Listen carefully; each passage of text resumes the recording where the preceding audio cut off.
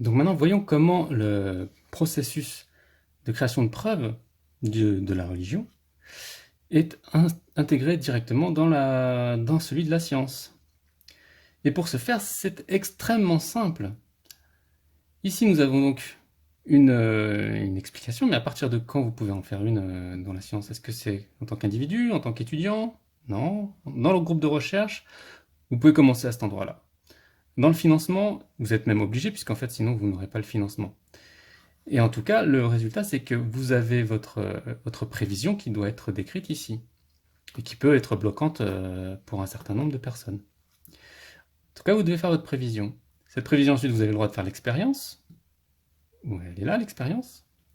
Et puis, une fois l'expérience réalisée, vous avez votre preuve qui vous est propre, personnelle.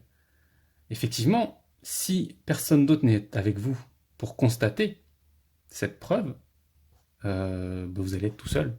Voilà. Maintenant, si vous arrivez à la montrer et à la reproduire, vous avez une preuve de ce que vous avancez, de ce que vous pouvez faire. L'explication ne sera peut-être pas bonne, néanmoins, votre processus fonctionnera très bien.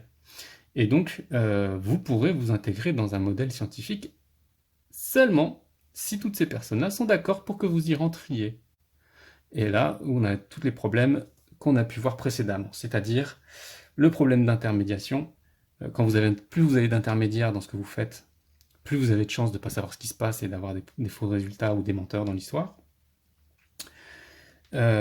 Sinon, vous avez donc le problème d'autorité qui est la source des mensonges de manière générale, c'est-à-dire qu'eux peuvent mentir, et du coup vous partez sur des mauvaises études, du coup vos hypothèses sont pas bonnes, vos expériences ne marchent pas, et vous n'y arriverez jamais. Donc les autorités posent problème, du coup les mensonges, j'en parle depuis tout à l'heure, parce qu'en fait la source des mensonges c'est les individus en eux-mêmes, et vous en avez ensuite les erreurs que le processus est censé éliminer, sauf qu'en fin de compte, ça peut juste multiplier le nombre de personnes qui peuvent faire des erreurs. Bon, après, c'est vrai qu'on va parler que des erreurs qui sont là, mais les erreurs qui sont ici, ici ou ici, bon, on peut les oublier ou on en parle. Et ensuite, vous avez, au final, est-ce que c'est toujours valable? Une fois que la preuve elle est validée, ici, vous pouvez le refaire. Vous avez la possibilité de le refaire. Ici, comment dire qu'on va faire? Non, c'est dans les livres. On vous vend des livres qui vous expliquent ce que c'est. Donc vous n'allez pas essayer de prouver que ça marche plus, c'est pas possible, vous ne pouvez pas le faire. Donc, enfin, vous pouvez pas le faire.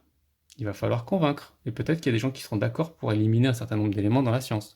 Mais ce que je veux dire, c'est que si vous avez des freins, enfin, vous avez trop de monde à convaincre. Au résultat final, on peut fusionner du coup ces deux modèles, ça ne pose aucun souci. Et on peut aussi observer que ce modèle-là est utilisé en science, mais aussi on peut observer que ça, on a des institutions chez les religieux, dans certaines religions, qui sont à pas grand-chose près le même processus. Vraiment pas grand-chose près. Et ce qu'on peut voir, c'est que plus il y a d'intermédiaires, plus on peut avoir de problèmes pour avoir accès, juste avoir accès aux preuves. Et parce que j'en ai pas parlé, mais avoir accès aux revues, c'est un coût. Hein. On vous y accédez pas comme ça. Les études, c'est un coût. Les groupes de recherche, donc on parle des financements. De toute façon, voilà, tout ça, tout est caché, tout est difficile d'accès, tout est compliqué, et parce qu'il y a tout le monde qui doit être d'accord, alors que potentiellement on a tous des intérêts différents, c'est très très compliqué. Le processus qui a été adopté du coup par les religions en elles-mêmes est beaucoup plus simpliste, certes sujet à l'erreur, mais il y a moins de gens qui se trompent s'il y a une erreur. Il n'y a pas de mensonge puisque vous êtes seul devant face à vous-même. Donc si vous vous mentez à vous-même, c'est une chose qui est peu importante en soi. Et derrière, enfin voilà, vous pouvez vérifier que c'est toujours valable. Et des problématiques dans le processus, notamment par le nombre d'intervenants et le type d'intervenant, parce que l'éditeur, lui, n'est peut-être même pas un scientifique, et le financier non plus. Quel vient-il faire dans un processus de validation en sciences?